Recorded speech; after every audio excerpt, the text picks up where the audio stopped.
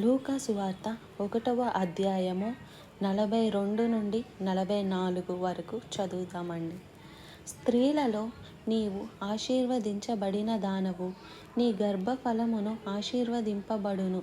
నా ప్రభువు తల్లి నా యొద్దకు వచ్చుట నాకెలాగూ ప్రార్థించును.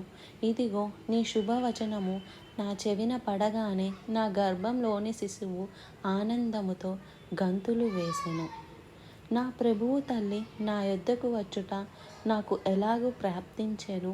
ఇదిగో నీ శుభవచనము నా చెవిన పడగానే నా గర్భంలోని శిశువు ఆనందముతో గంతులు వేసెను.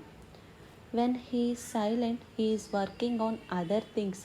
ఆయన మౌనంగా ఉన్నప్పుడు ఆయన ఇతర కార్యాలపైన, ఇతర మనుషులపైన పని చేస్తున్నాడంట.